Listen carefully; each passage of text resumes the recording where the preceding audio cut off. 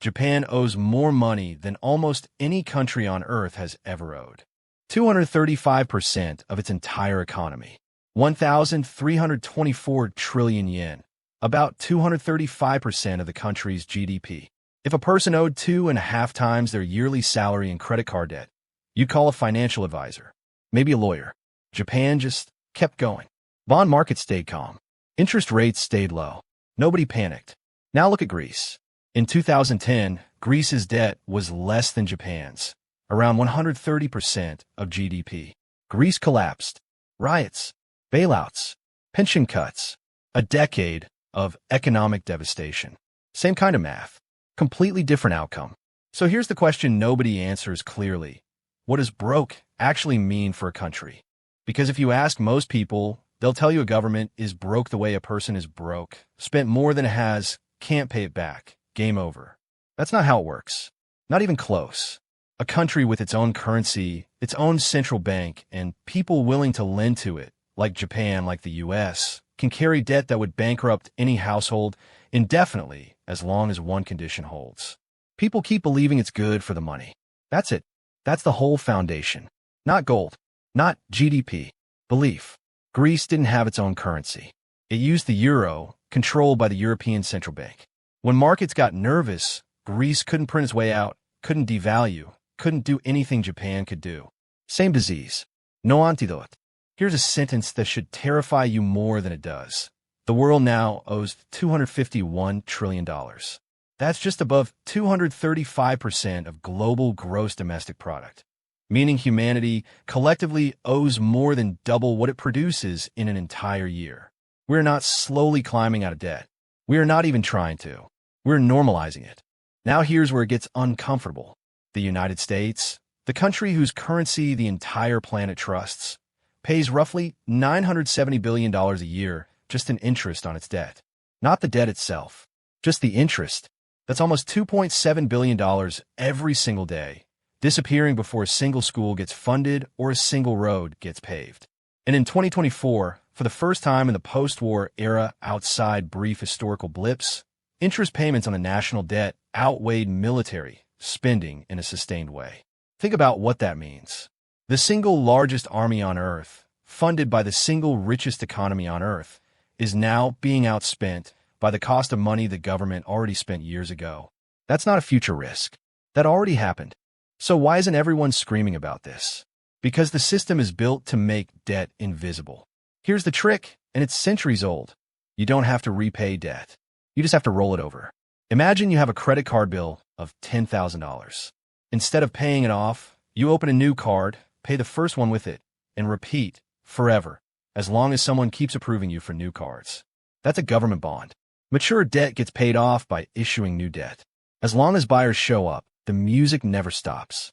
And buyers keep showing up because pension funds, banks, and other governments need somewhere safe to park trillions of dollars. Government debt isn't just a liability anymore. It's the foundation of the entire global financial system, which creates a strange contradiction nobody likes to say out loud. The world needs governments to stay in debt. If every country paid off its debt tomorrow, the global financial system, built on government bonds as the safe asset, would have nowhere left to put its money. The thing everyone calls a crisis is also the thing holding the system together. But rolling debt over only works while interest rates stay low and lenders stay calm. When rates rise, the math turns vicious fast. Say a country has $1 trillion in old bonds paying 1% interest. That's $10 billion a year. Cheap. Now those bonds mature and new ones have to be issued, but rates have climbed to 5%. Same $1 trillion. Now it costs $50 billion a year. 5 times more for borrowing the exact same amount of money. This is not hypothetical. This is the exact mechanism behind the U.S. interest bill nearly doubling in just a few years, from $345 billion in FI 2020 to $870 billion by the end of FI 2024, a near tripling in roughly 4 years. Nobody spent more. The bill just got more expensive to carry. A government doesn't go bankrupt the way a person does. There's no court date. No repotruk. It just quietly makes your money worth less. It's called inflation, and it's the oldest trick in the book. Pay back real debt with money that buys less than it used to. the lender technically gets repaid in full.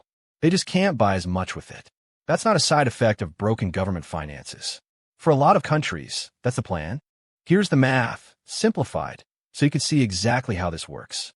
Say a government owes $1 trillion today. If inflation runs at 7% a year, which several countries hit in just the last few years, that $1 trillion in real purchasing power is worth roughly $930 billion after just 1 year. Run that for a decade and the debt's real value can shrink by half, without the government repaying a single extra dollar of principal. The debt didn't disappear. Your money did the disappearing for it. This is why inflation is sometimes called a hidden tax, because nobody voted for it, nobody signed off on it, and it hit savers hardest while quietly erasing government debt in the background. And this is where the contradiction becomes impossible to ignore. Governments tell you debt is a temporary emergency tool. Wars, pandemics, recessions, borrow now, pay back later. But later keeps not arriving. Global public debt rose to nearly 93% of GDP, and it's been climbing almost every decade since the 1980s, recession or no recession, war or no war. The emergency tool became the permanent operating system, and the people paying for it aren't the ones who voted for the spending. According to the Peterson Foundation, projected U.S. interest costs alone over the next decade work out to roughly $37,100 per person. Babies being born this year already owe a slice of that. They never got a vote. So who actually decides which countries get away with this and which ones collapse? Not morality, not how responsible the spending was. It comes down to one brutal filter. Do you borrow in a currency you control or one you don't? The U.S. borrows in dollars, the currency it prints.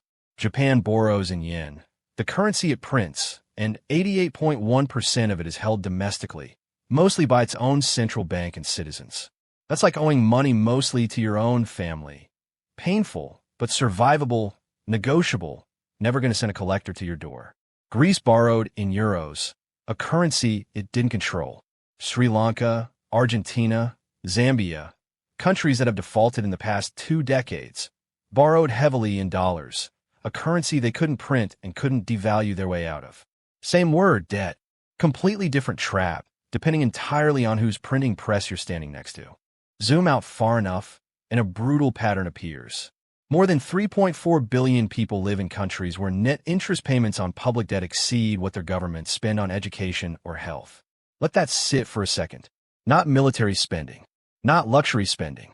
Interest payments, the cost of past borrowing, beating out the money meant to teach children and treat the sick for nearly half of humanity. This isn't a poor country problem or a rich country problem. It's both, wearing different disguises. Rich countries hide it in low interest rates, domestic ownership, and a currency everyone trusts.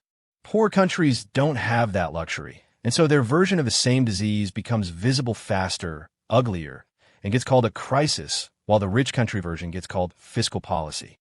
Which leaves an uncomfortable question nobody, not economists, not central banks, not governments, has actually answered.